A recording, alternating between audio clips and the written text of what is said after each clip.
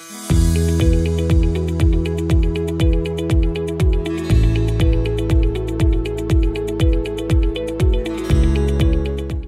hello Andy. I'm Dr. Lakshmi Priyanka. I'm an consultant obstetrician and gynecologist at Kiran Hospitals, Karmanghat.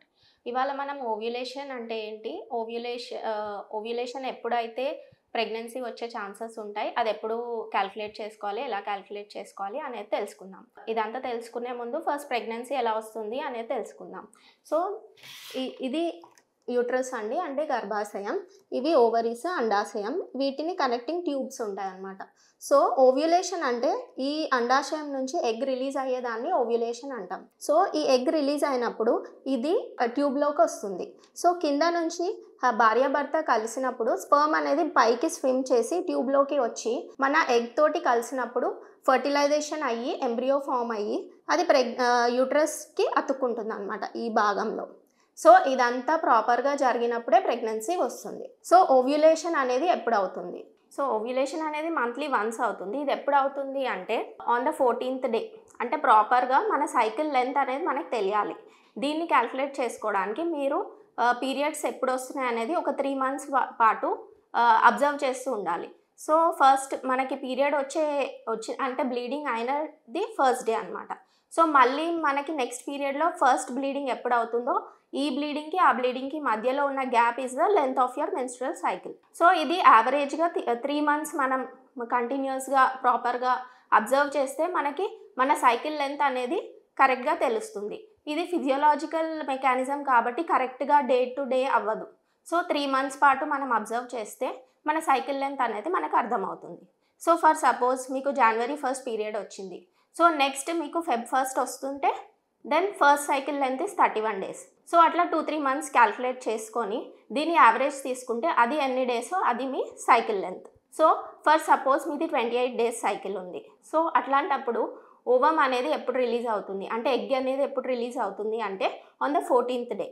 And ఈ egg life cycle అనేది only 24 hours ఉంటుంది. So ఈ 24 hoursలో అది స్పర్మ్తో కలిసినప్పుడు మాత్రమే pregnancy వస్తుంది. సో ఎగ్ లైఫ్ సైకిల్ అనేది 24 hours అయినప్పుడు స్పర్మ్ది ఎన్ని డేస్? స్పర్మ్ అనేది నార్మల్గా బయట అయితే 48 hours ఉంటుంది. ఈ భార్యాభర్త కలిసినప్పుడు స్పర్మ్ అనేది వెజైనాలోకి ఎంటర్ అవుతుంది. ఫ్రమ్ ద వెజైనా ఇది సర్విక్స్ లోపలికి ఎంటర్ అవుతుంది. ఈ సర్విక్స్లో it can stay for 3 days.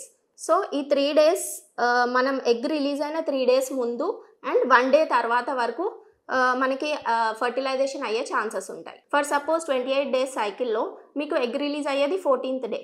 So ఎన్ని డేస్ కలిసి ఉండాలి అంటే 4 days ముందుకి, అంటే day 10 to day 16th. 14th తర్వాత ఒక 2 days, ఎందుకంటే ఎగ్ లైఫ్ సైకిల్ అనేది 24 hours మాత్రమే.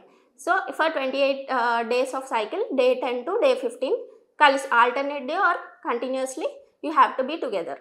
So for suppose 30 days cycle ఉంది. అలాంటప్పుడు మనం ఎగ్ రిలీజ్ అనేది ఎప్పుడు ఏ డే రోజు అవుతుంది తెలుసుకోవాలి అంటే you have to do 30 - 14 days. అలా అయితే 16 వస్తుంది. So on the day 16 egg will be released.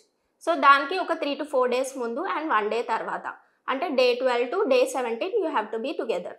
So ఇలా కొంతమంది సైకిల్స్ అనేవి షార్ట్ ఉంటాయి, లాంగ్ ఉంటాయి. Shortest cycle is 21 days and longest cycle is 35 days.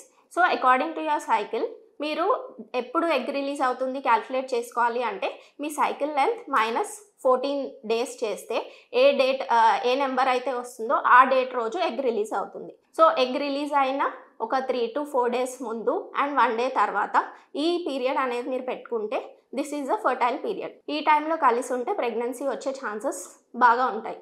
So if you are trying naturally for pregnancy this all process you have to follow. So for suppose you want contraception, అంటే మీకు పిల్లలు ఇప్పుడే వద్దు అనుకున్నప్పుడు ఏ టైంలో intercourse జరిగితే pregnancy రాదు అంటే అదర్ దాన్ దిస్ డేస్, అంటే ఈ ఫర్టిలైజేషన్ ఈ ఫర్టైల్ పీరియడ్ అనేది ఉంది కదా, దీనికి ముందు రోజులు దీని తర్వాత రోజులు in case intercourse happens there is no chance of pregnancy.